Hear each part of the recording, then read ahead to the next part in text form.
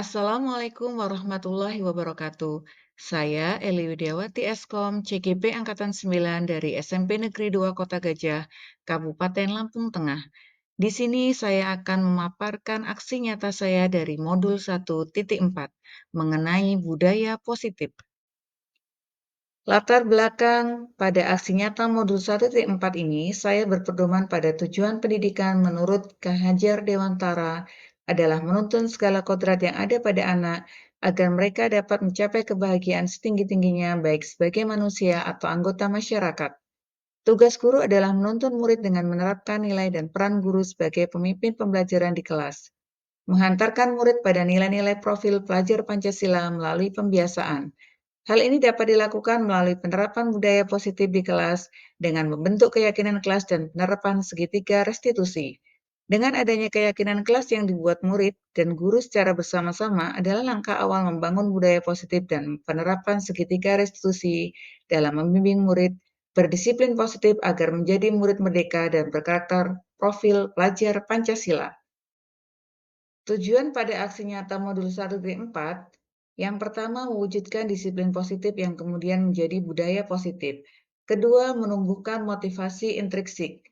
Tiga, mewujudkan merdeka belajar. Empat, menumbuhkan budi pekerti yang baik. Serta lima, membimbing murid mencari solusi. Tolak ukur pada aksi nyata modul 1.4, yang pertama tersusunnya keyakinan kelas yang sesuai dengan profil pelajar Pancasila. Kedua, murid dan guru mampu melaksanakan keyakinan kelas yang telah dibuat dan ditandatangani bersama secara sadar dan tanpa paksaan. Tiga, murid mampu menunjukkan perubahan perilaku. Empat, murid dan guru melaksanakan budaya positif secara konsisten.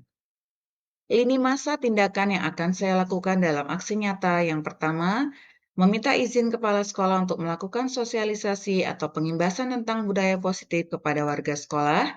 Kedua, melakukan sosialisasi kepada warga sekolah. Tiga, memberikan penjelasan kepada murid mengenai keyakinan kelas. Empat, membuat keyakinan kelas bersama murid. Lima, bersama murid menyepakati dan menandatangani keyakinan kelas.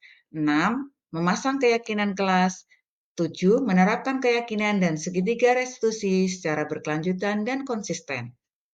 Dukungan yang saya butuhkan saat melaksanakan aksi nyata, yaitu kerjasama kepala sekolah, guru, dan murid untuk dapat bersama-sama berupaya dalam menerapkan budaya positif.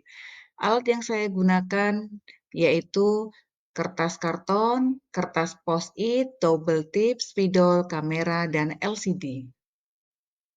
Berikut ini adalah tahapan pelaksanaan saat saya melakukan aksi nyata budaya positif. Pada tahap awal ini, saya meminta izin kepala sekolah untuk melakukan sosialisasi atau pengimbasan tentang budaya positif kepada warga sekolah. Kali ini diwakilkan oleh Bapak Dr. Andes Kutomo selaku Wakil Humas. Pada tahap berikutnya, saya melakukan sosialisasi kepada warga sekolah. Silahkan simak video berikut ini. Are you ready?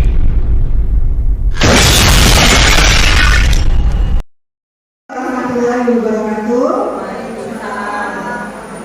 Yang saya hormati wakil Bapak Kepala Sekolah yang hari ini diwakilkan oleh Bung Hatimi selaku wakil kesiswaan, Bapak dan Ibu guru rekan sejawat di SMP Negeri 2 Kota Gajah yang saya banggakan. Mohon maaf saya berdiri di sini tidak menggurui Bapak Ibu dan Anak, tetapi saya ingin berbagi ilmu. Di sini saya akan menyampaikan diseminasi tentang budaya positif yang dapat kita terapkan di sekolah kita tercinta ini. Mari kita ikuti materi dari pertama ya.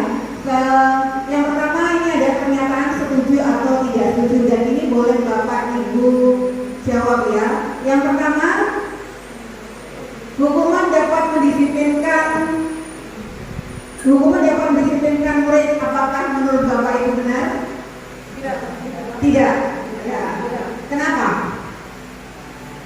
Ada yang mempunyai pendapat kenapa hukuman tidak mendisiplinkan murid? Kenapa? Oke. Yang kedua, pemberian hukuman dengan hal positif seperti membaca atau membersihkan halaman sekolah dapat meningkatkan disiplin murid. Apakah Bapak Ibu setuju?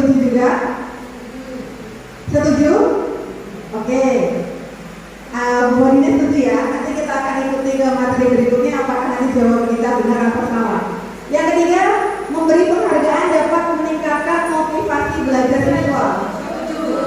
Setuju? Oke, kita simpan ya jawabannya. Kemudian yang keempat, guru sebaiknya menjadi seorang teman. Setuju? Oke, simpan dulu ya jawabannya. Oke, kita lanjut ke materi berikutnya dulu. Budaya positif merupakan perwujudan dari nilai-nilai keyakinan universal yang diterapkan di sekolah. Jadi nilai keyakinan itu ada banyak. Selama ini mungkin kita membuat peraturan itu pakai kata-kata yang negatif ya, seharusnya tidak boleh, harus kata-katanya harus yang positif.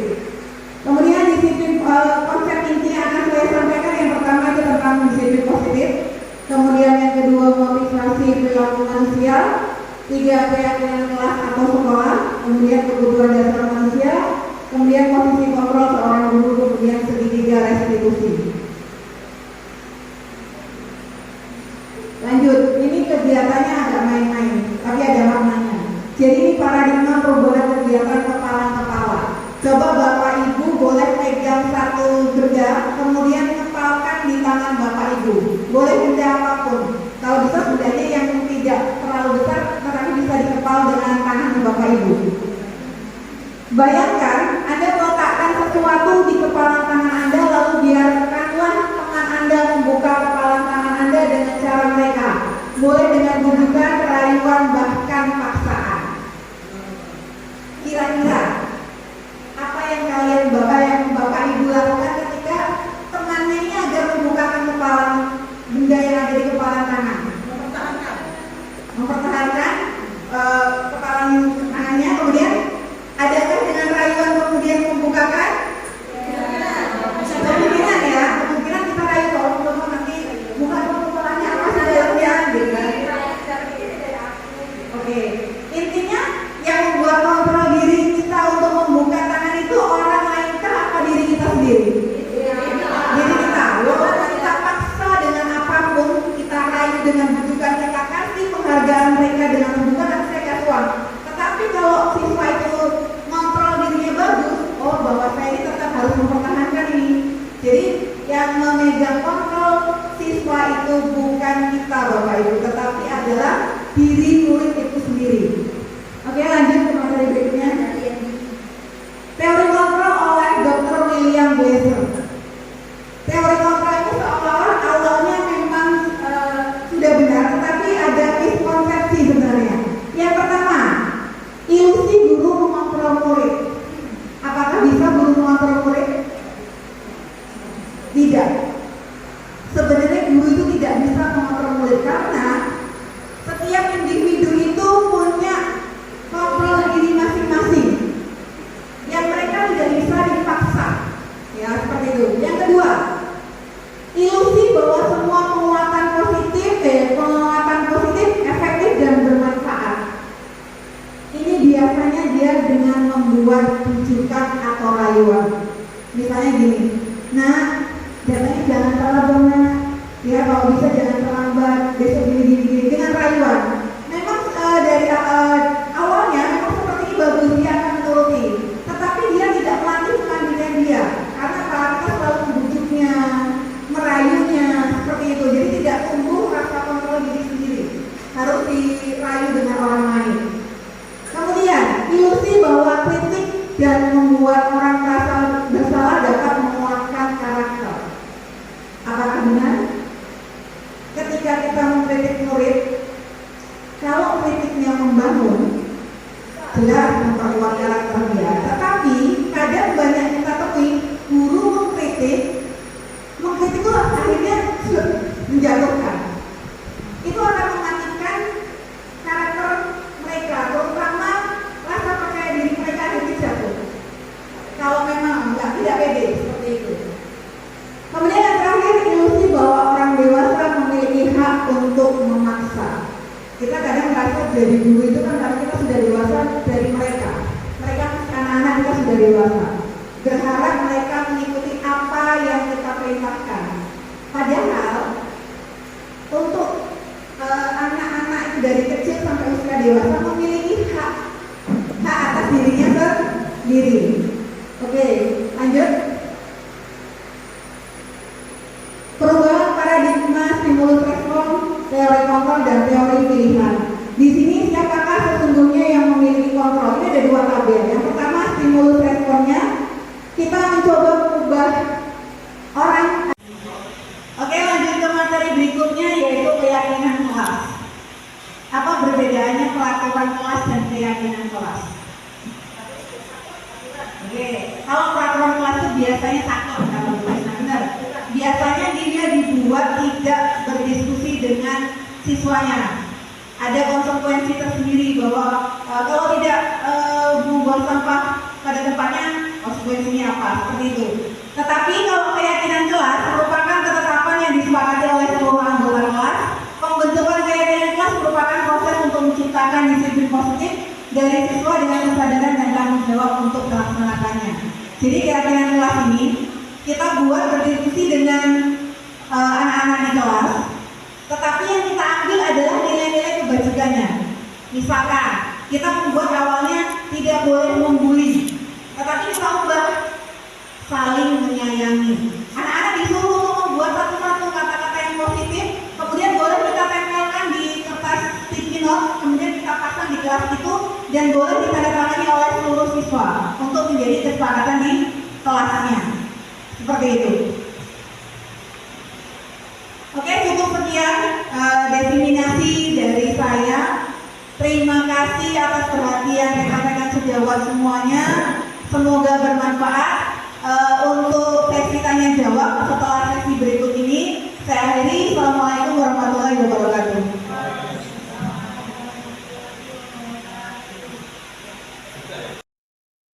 Tahapan berikutnya yaitu memberikan penjelasan kepada murid mengenai keyakinan kelas, membuat keyakinan kelas bersama murid, kemudian bersama murid menyepakati dan menandatangani keyakinan kelas, memasang keyakinan kelas, kemudian menerapkan keyakinan segitiga restitusi secara berkelanjutan dan konsisten.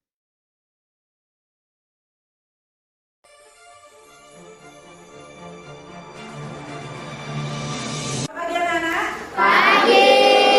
Assalamualaikum warahmatullahi wabarakatuh. Waalaikumsalam warahmatullahi wabarakatuh. Apa kabarnya hari ini? Baik. Alhamdulillah ya. Sebelum kita ke pembelajaran hari ini saya akan memperkenalkan tentang pembuatan keyakinan kelas. Biar kalian semangat, kita tepuk dulu boleh? Boleh. Ingat ya? Boleh. Tepuk wow. Kasih W, kasih O, kasih W. Wow.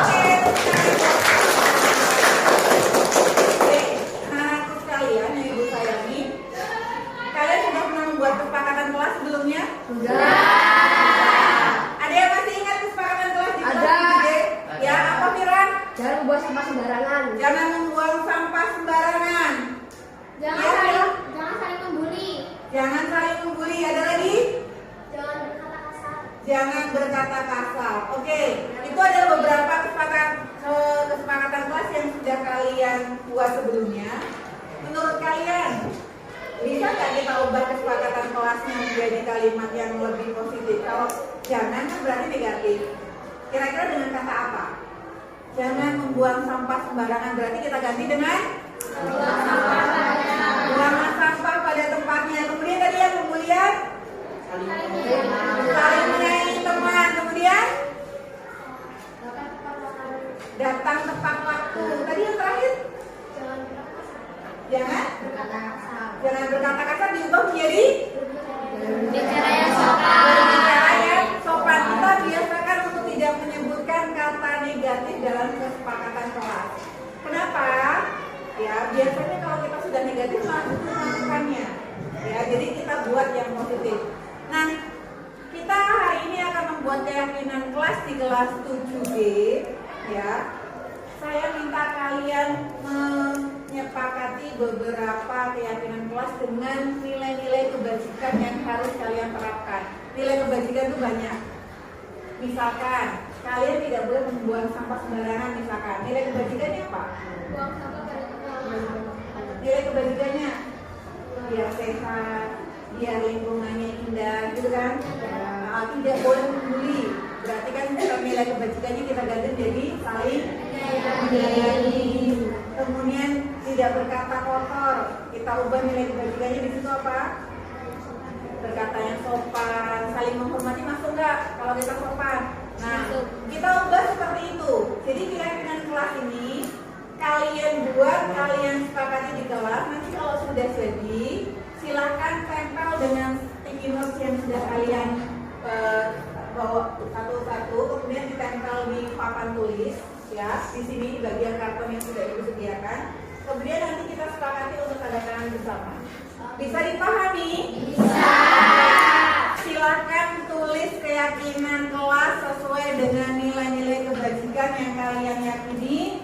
Kemudian setiap kelompok silakan secara bergantian menempelkan hasil dari tulisan yang ada di sticky note kalian masing-masing. Silakan dimulai dari kelompok pertama.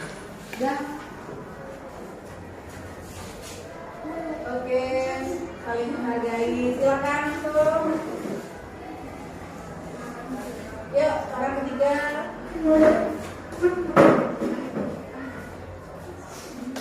Yuk, orang keempat, silakan. 5, 6. Sudah siap-siap ya yang menempel ya. 7, Fira. Berpuci. Yuk, lanjut. Kenapa tidak lengket? Kembali tuh, dari tadi nulisnya kembali. Terus, aku kuat. Aku kuat. Yuk, kelompok selanjutnya. Aku kuat lagi kunci. Kamu? Ya. Yuk, kelompoknya. Yuk. Oke, bicara yang sopan, kemudian sopan santun dulu, pada dulu. Oke, saling bertoleransi. Sopan santun, ramah, bersikap baik. Oke, good. Oke, menghormati teman yang non-muslim. Oke, lanjut. Saling menghargai teman.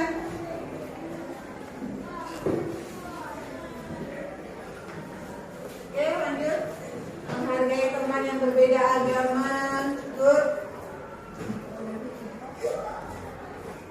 Oke, jagalah kebersihan. Oke, saling menyayangi teman. Oke. Berbuat baik kepada sesama teman. Oke, membuang sampah pada tempatnya. Saling menghormati satu dengan yang lain. Oke, saling tolong menolong. Bagus. Oke, datang tepat waktu. Oke.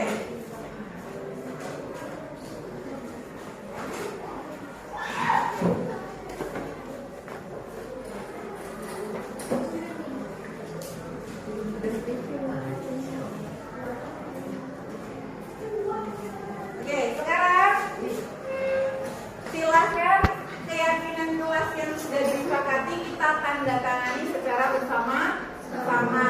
Dimulai dari kelompok yang tengah, silahkan ke depan. Kemudian kita tanda tangani untuk menjadi saksi bahwa kita akan meyakini keyakinan kelas yang sudah kita buat. Silahkan di sini ya. Ya, yang nomor 2 silakan. Oke. Nomor 3. Ya, lanjut. Oke, selanjutnya. Ya. Sudah siap-siap ya yang di belakang ya. Oke.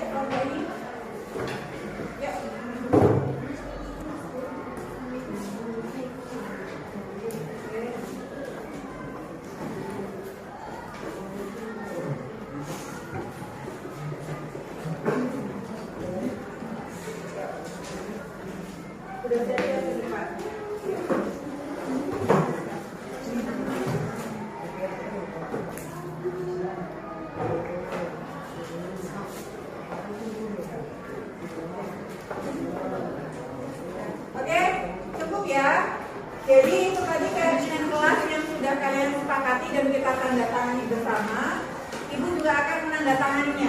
Jadi kesepakatan kelas ini juga Ibu akan melaksanakan sesuai dengan yang telah kalian tulis.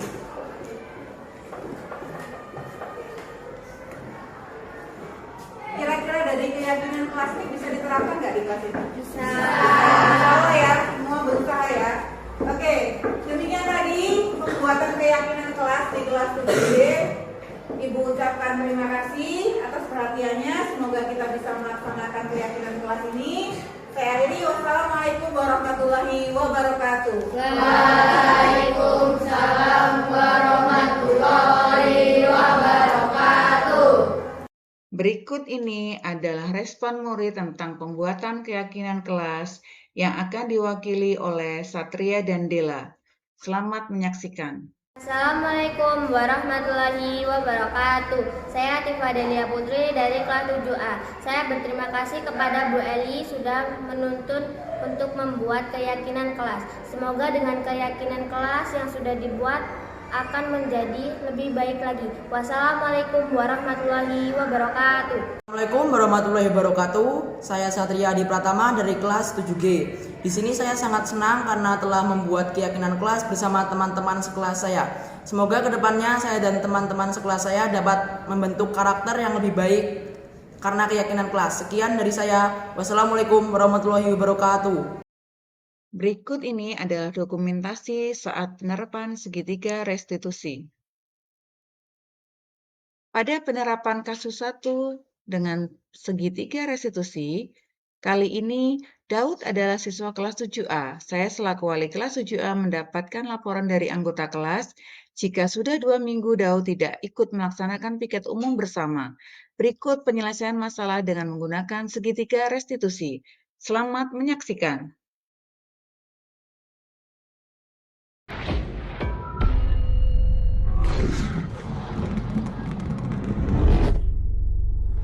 Daud, Ibu dapat laporan dari ketua kelas. Katanya Daud sudah 2 minggu ini tidak piket umum bersama kawan-kawan. Kenapa Daud? Apa alasanmu? Karena sarapan dulu Bu di kantin. Sarapan dulu di kantin. Kenapa sarapannya tidak di rumah? Karena ibu saya belum masak Bu. Oh, belum masak. Masaknya belum selesai seperti itu. Iya Bu. Nah, setelah kamu sarapan di kantin itu kamu melaksanakan piket tidak? Tidak Bu. Kenapa? Udah jam masuk Bu, jadinya telat Bu. Oh, jadi antara sarapan dengan jam masuk sudah mepet sekali gitu. Iya Bu. Oke. Daud, sebenarnya alasan kamu datang terus sarapan ke kantin itu apa sih? Kenapa kamu sarapan dulu? Ya itu Bu, nanti pas jam pelajaran aku biar fokus Bu belajarnya Bu, nggak lapar. Oh, biar fokus sama pelajaran, nggak lapar. Jadi kamu memilih untuk sarapan terlebih dahulu. Ya Bu. Oh, kalau ibu jadi kamu mungkin ya akan melakukan hal yang sama karena takut nggak fokus, karena perut lapar mungkin sarapan dulu. Ya, bisa jadi alasanmu benar. Tetapi apakah dengan kamu sarapan dulu tetapi tidak melaksanakan piket umum, apakah kamu sudah melaksanakan keyakinan kelas yang sudah kita sepakati? Tidak Bu. Apa kira-kira keyakinan kelas yang tidak kamu lakukan saat itu? Gotong royong Bu. Gotong royong ya, karena salah satu piket umum itu adalah nilai kebajikannya adalah gotong royong. Kalau misalnya piket umum dilaksanakan secara bersama-sama kan lebih cepat. Iya Bu. Nah, paham ya? Nah, seharusnya nilai gotong royong itu kamu tingkatkan lagi agar ketika piket bisa bersama-sama. Nah, kalau memang ingin piket lagi, Daud ingin memperbaiki kesalahannya tadi, solusi apa yang Daud lakukan? Agar tetap bisa piket umum, kemudian Daud tetap bisa sarapan. Bagaimana solusinya Daud? Aku minta ke ibu saya biar lebih cepat masaknya, biar sempat sarapan di rumah, biar nggak telat berangkat sekolah juga Bu. Jadinya berangkat sekolah bisa piket umum dulu. Oh, jadi kamu akan bilang ke ibumu untuk masaknya lebih cepat gitu, Iya, biar Bu. sarapan di rumah terus datang ke sekolah Tidak telat. tidak telat. Ada solusi yang lain selain itu? Selain itu mungkin piket umum dulu baru sarapan di kantin Bu. Oh, jadi datangnya lebih pagi tapi piket umum dulu baru sarapan. Jadi piket umumnya tetap berjalan, kemudian sarapannya juga tetap bisa dilaksanakan. Jadi ada dua solusi ya yang tadi Daud lakukan. Satu, mungkin ngomong dengan ibu untuk menyiapkan sarapannya lebih pagi biar sarapan di rumah. Yang kedua, Daud datang lebih pagi, kemudian piket umum dulu baru sarapan. Bisa dipahami Daud? Bisa Bu. Bisa dipahami. Besok dilaksanakan ya? Ya Bu. Mulai kapan itu kira-kira melaksanakannya? Mulai jadwal piket umum Bu. Mulai setelah piket umum. Oke, terima kasih karena Daud sudah bisa menemukan solusi atas permasalahan Daud. Semoga dengan solusi tersebut Daud juga bisa melaksanakannya. Oke, paham ya? Paham Bu. Oke, terima kasih.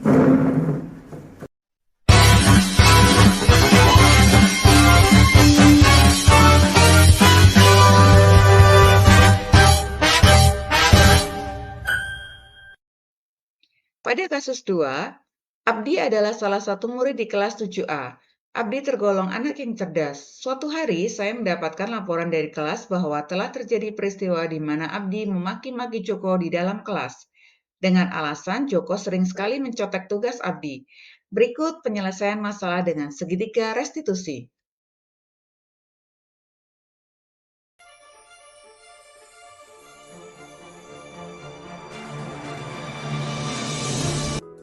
Abdi, Ibu tadi dengar cerita dari satu kelas. Ada yang laporan ke Ibu, hari ini di kelas kita ada kejadian.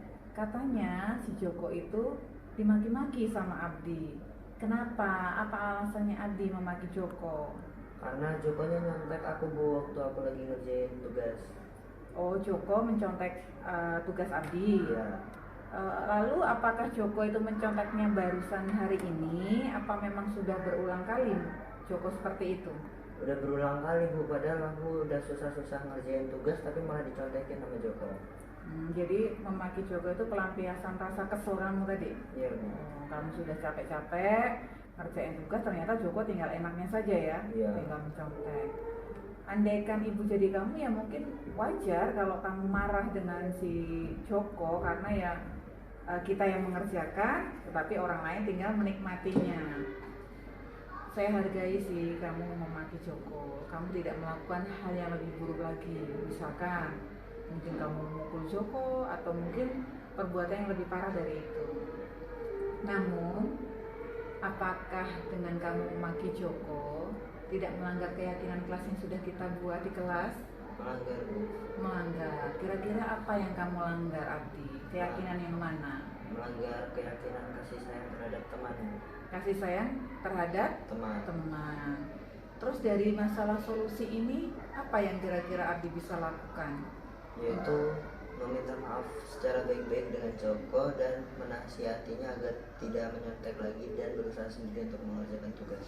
Oke, bilang baik-baik sama Joko, meminta maaf atas tadi kamu marah-marah dengan dia, kemudian menasihati dia agar tidak mencontek lagi, biar berusaha sendiri, seperti itu ya.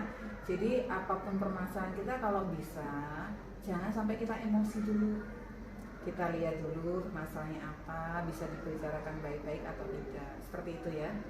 Bisa dimengerti Abdi? Bisa. Terima kasih karena Abdi sudah bisa memberikan solusi atas masalah Abdi sendiri. Boleh kembali ke kelas dan laksanakan solusi yang sudah Abdi katakan tadi. Iya Bu. Oke, terima kasih. Sama-sama.